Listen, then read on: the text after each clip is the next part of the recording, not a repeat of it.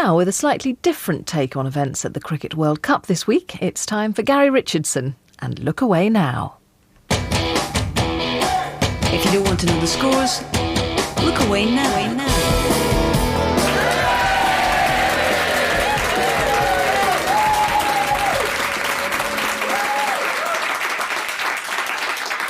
Hello, I'm Garry Richardson. Welcome to Look Away Now, a show mixing sport and comedy, a bit like Michael Vaughan's batting.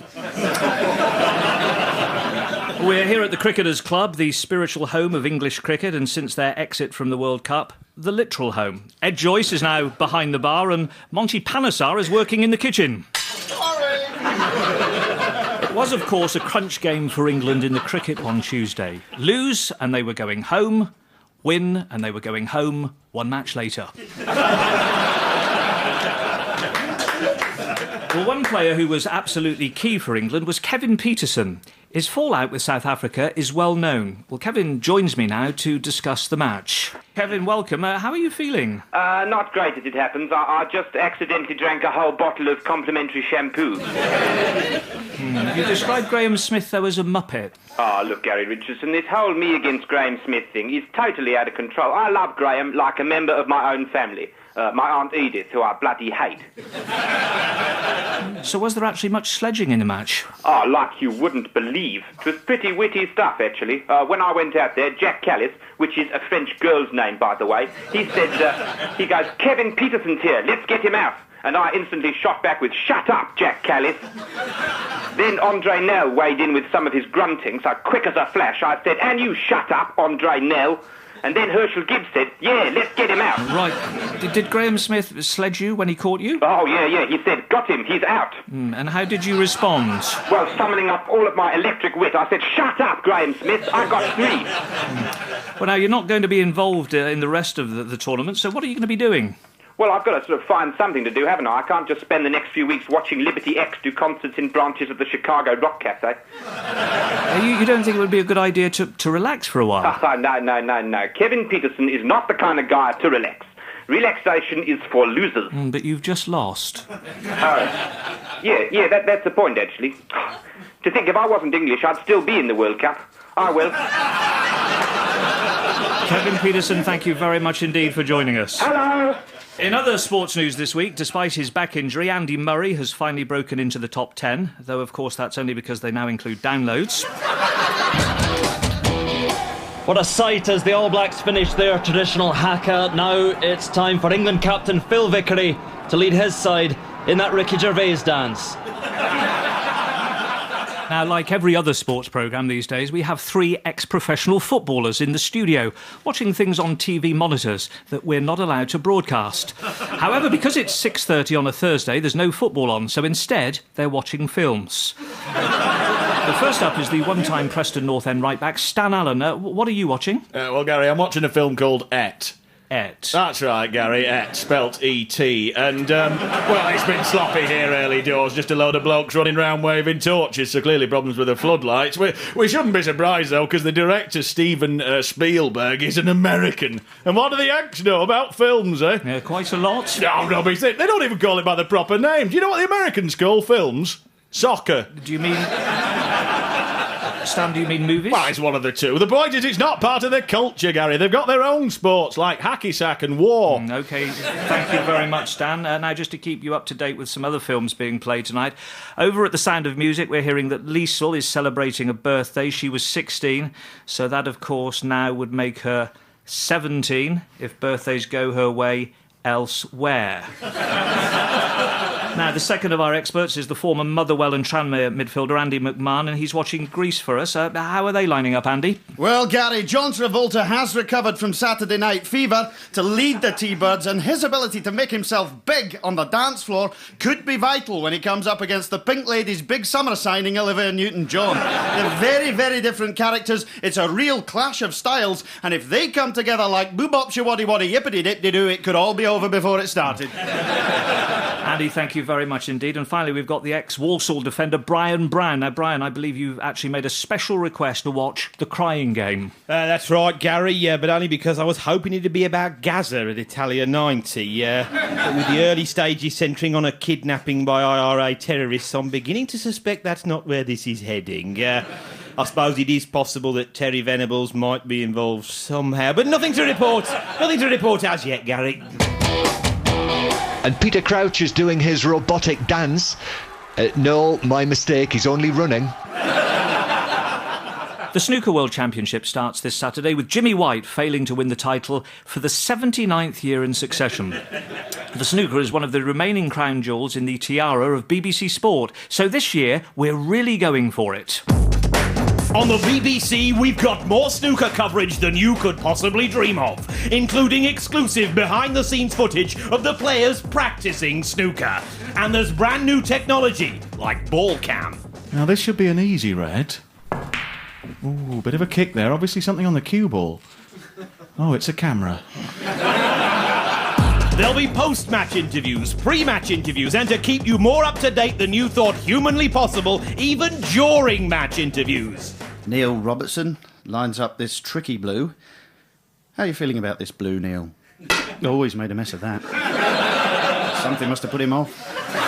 And the possibly slightly too intrusive mid-session interval cams. Ronnie O'Sullivan steps up to the urinal, unzips, and like the champion he is, he carefully chalks his tip before going. And on 5 Live Sports Extra, every single ball on the table will have its own dedicated commentator.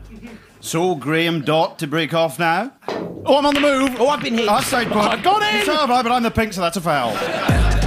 On BBC Three, we've got young people kissing, fondling and taking drugs, with the snooker on in the background. And on BBC Four, billiards. For all the thrills, spills and sheer adrenaline, watch Sky Sports. Otherwise, watch the snooker. It'll be on. And you won't want to miss that, of course. Oh dear, that is ugly. I think there's been a major development over at E.T. Stan. Well, extraordinary scenes here, Gary. This film was going nowhere with the lad Elliot just dawdling around in his backyard when suddenly it has caught fire because it turns out, incredibly, that Elliot has a really ugly little brother who lives in the shed. You're sure it's his brother, Stan, and not an extra? No, I'm looking at him now, Gary. Oh, he's a gruesome little kid, though. To give you an idea, he looks a bit like the Norwich City striker Robert Earnshaw or possibly Martin Keown's granny. Now, over on ITV4, I can see that Adam Sandler, now interesting story this, he's been allowed to appear in another film. Now, we've not heard much from Andy McMahon, who's watching Greece. Andy, tell me more. Like, did he have a car? Well, yes, Gary, he certainly has got a car. I'm looking at it right now. And while I'll accept it's probably automatic, as for claims that it's also hydromatic, well, I have no idea what that means. And as for whether it's Grease Lightning, in your dreams, Travolta, looks like a hunk of junk to me. Robert Carlson of Sweden looks comfortable over this putt. Very comfortable. In fact, I think he's nodded off. I'm Garry Richardson, and this is Look Away Now. My next guest is Richie Webb, our regular music and sport correspondent. Richie, what have you been up to this week? Well, you know how music is often played in at live sporting events at key moments, you know, for example, in football when a goal is scored. Well, that's probably news to Manchester City fans, but go on. Well, I've been trying to do the same thing, but for cricket, you know, try and liven it up a bit. For instance, let's say a batsman has hit a 4. I would suggest something like this should be played in. 4, he's hit a 4, let's have some more. 1, 2, 3 and 4 runs.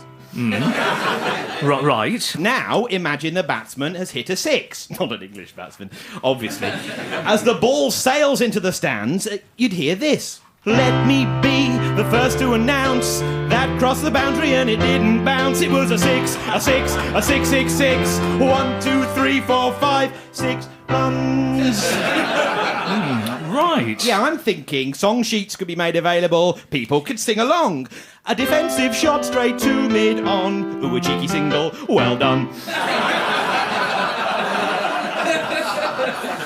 OK. You're looking unsure, Gary. Well, I wasn't expecting lyrics, Richie. Well, they're crucial. I mean, it's not simple like football. Oh, it's a goal. Let's play a happy tune. You know, cricket's a complicated business. Imagine a close run-out. That was close. I think we require the technology of the third umpire. I think I can see what you've done here. You've written music for every possible outcome. Wide. I thought so. No ball. Caught out? It's up in the air. He's got it. Have you got any without lyrics? Well, for some of the less momentous events, yes, I have. See if you can guess what this is for. It's a leg bye. It is a leg bye, yes. And what about this?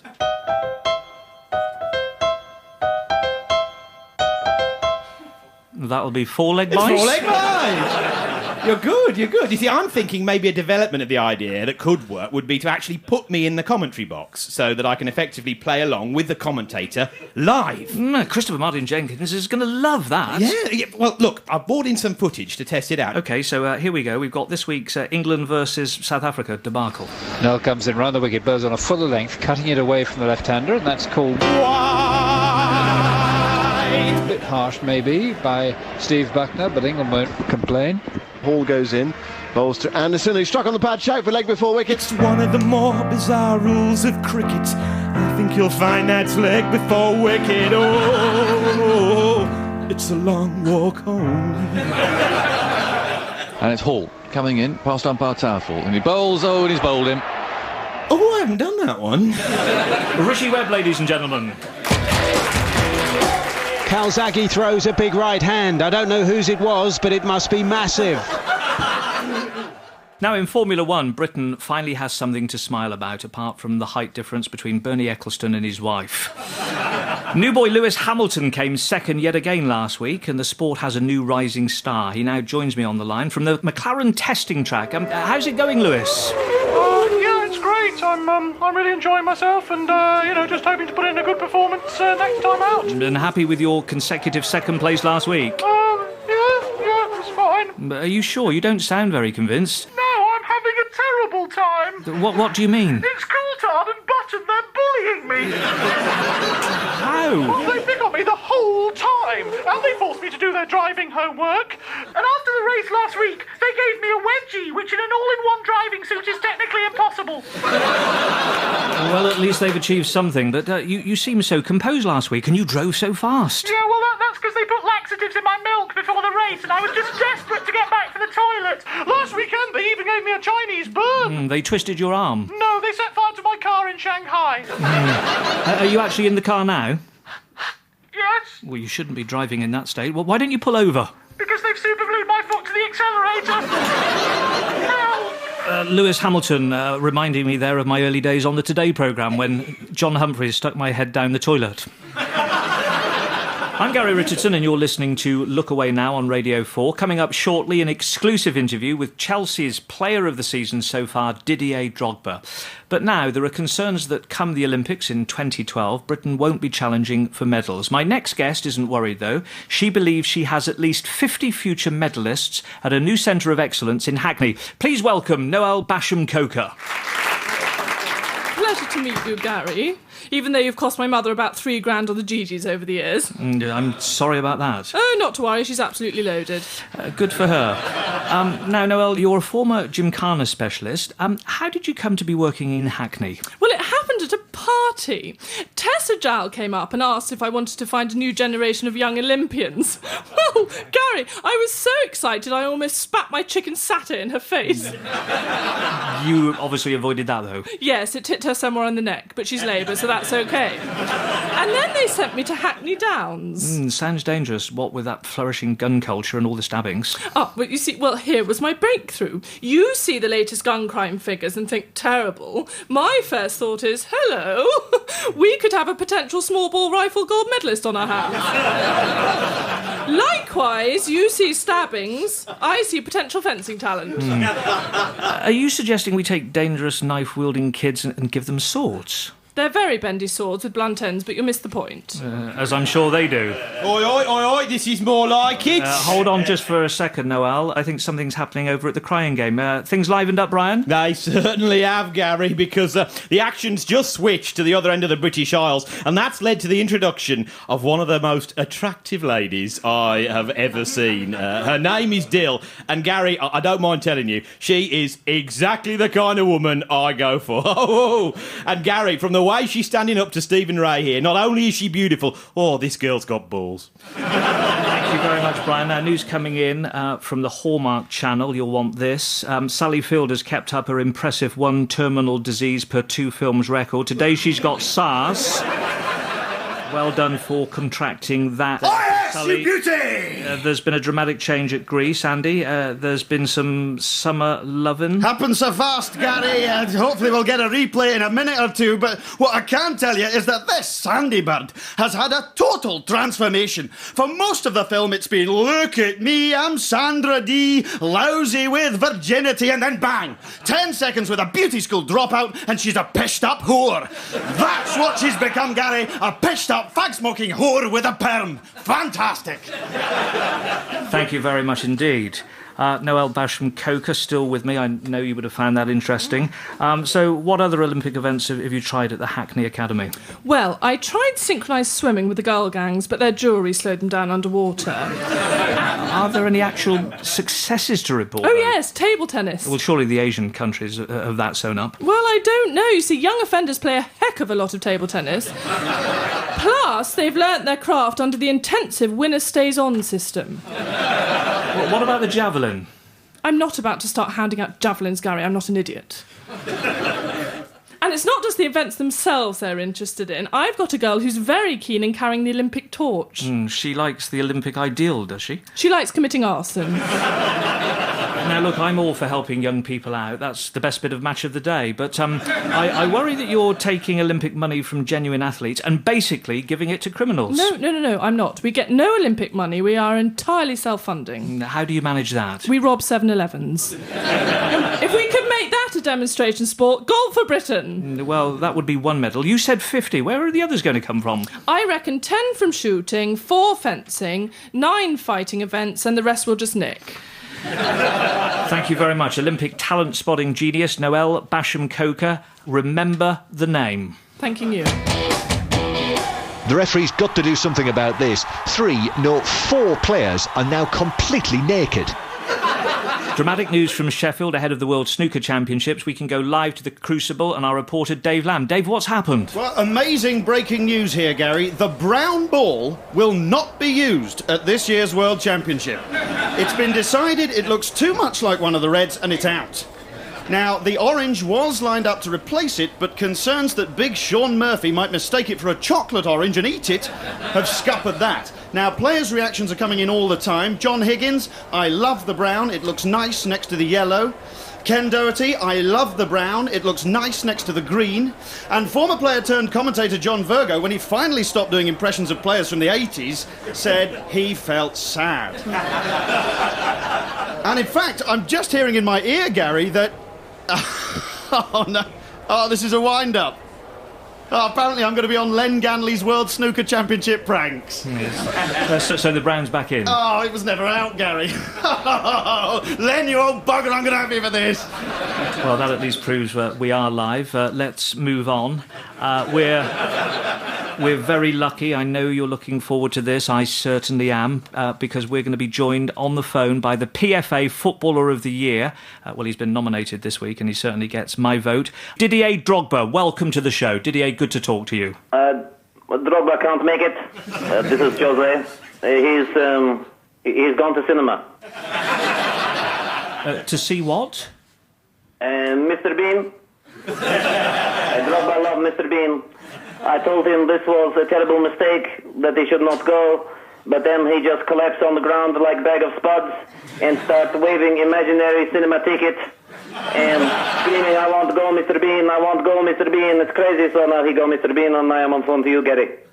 Well, he's there, and for your team, a great result last night. It was a fantastic result last night. I knew we would defeat West Ham. Even before the game, I told everybody this. and everybody laughed, but that is why I'm special, because I'm also psychic. It seems that after your win against Blackburn in the FA Cup semi-final on Sunday, the rift between you and Roman Abramovich is healing. Just before I ask you about that, it's been a tough time for Mr. Abramovich, hasn't it? No, not true. Not true. Our relationship is, I think, in many ways worse. Really? What happened?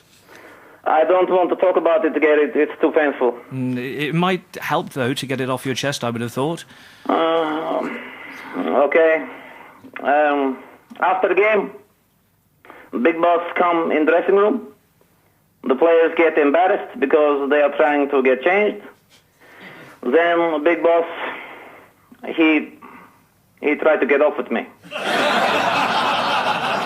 I thought he just gave you a hug, simply as that. No. He hugged me. He squeezed me. He nibbled my ear. And then he reached downstairs. Oh, that's brilliant! Oh, that is absolutely brilliant! Jose, stay there if you would. Stan Allen has just seen something truly remarkable, I would guess, in E.T. Stan. Oh, this ugly little kid, Gary, he is amazing. John Toshak, Duncan Ferguson, Alan Shearer, they were all known for being good in the air, but they're not a patch on this kid, because he has just got on his bike and gone into the stratosphere. Oh, they are literally over the moon here. Well, sort of silhouetted against it, I suppose, and but you have to say that... Hang on, what's that between Ellie? Oh, no! Oh, it's a willy! I'm going to interrupt you there, Stan, because it sounds like Brian Brown has arrived at a crucial moment in the crying game. And from the way he's frantically trying to flatten his crotch area with a cushion, I have a feeling I know which one. That is not right, Gary. I mean, that is just not right. It's like that Coventry City pre-season tour of Thailand all over again. OK, relax, Brian. When you've worked on the Today programme for as long as I have, you learn that gender is a very fluid thing. Now, I think Jose Mourinho is still with us. Hello. Are you still there? Yes. Thank you for hanging on. No problem. I need to ask you about the FA Cup semi-final. Well done. No. I don't want to talk about football anymore. No more football. I will talk about anything. Scuba diving, cricket, no football, please. No football. Well, have you been watching the Cricket World Cup? Of course. Cricket is fantastic. I love cricket.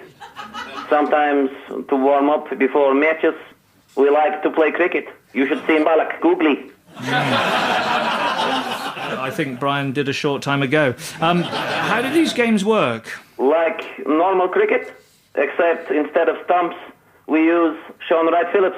And as the home of cricket, can I say it's a delight to have you on Radio 4, Jose? It's a radio station you listen to a great deal, perhaps? For sure. I love all things Radio 4. Radio 4 is fantastic. A fantastic radio station.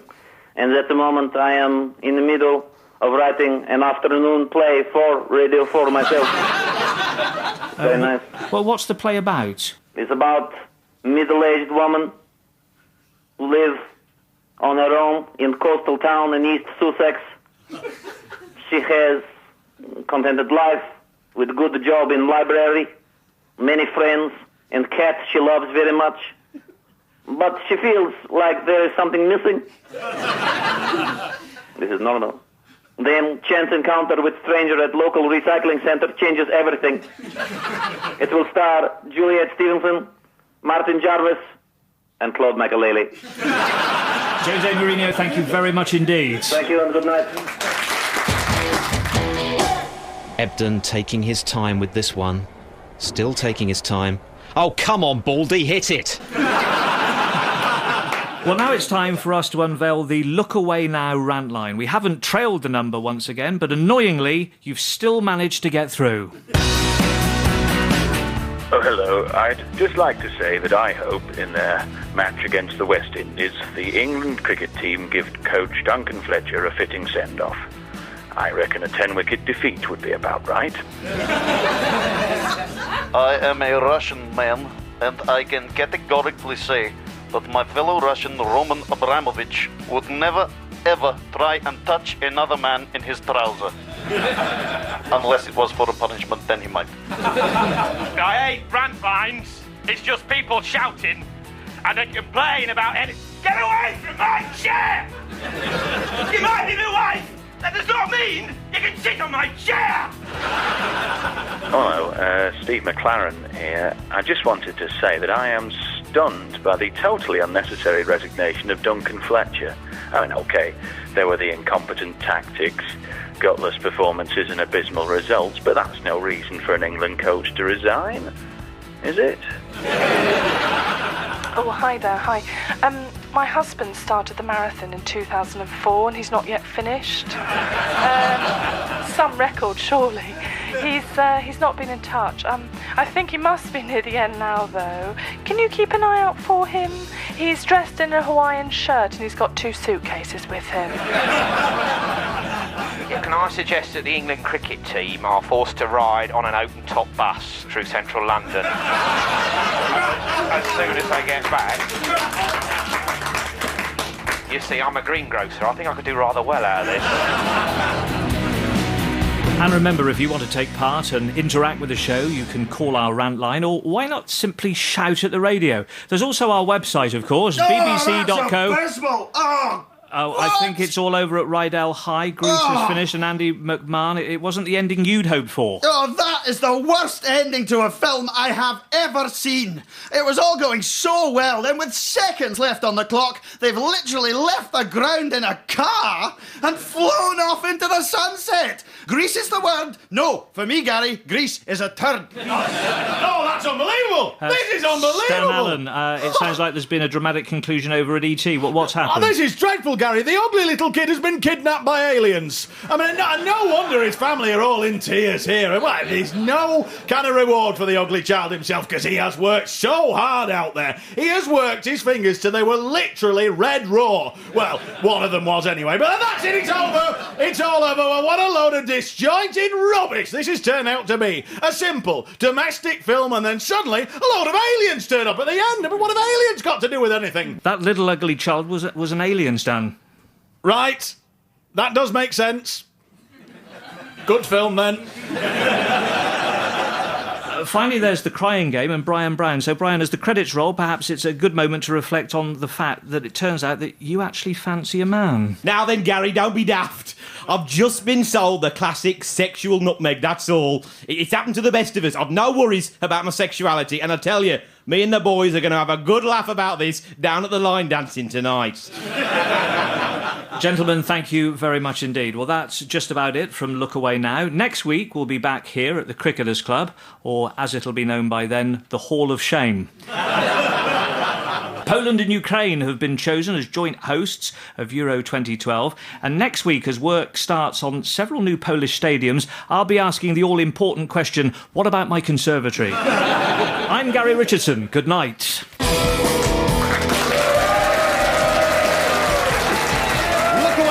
Presented by Garry Richardson, with Lawrence Howard, Dave Lamb, Richie Webb, Miles Jupp, Mario Rosenstock and Miranda Hart. It was written by the cast, Mark Evans, Will Ing, Danielle Ward and Kieran Quirk, with additional material from Owen Parker, Andrew Douglas and Mike Ryan. Look Away Now was produced by Will Saunders. To find out more about the show, check out the Radio 4 website.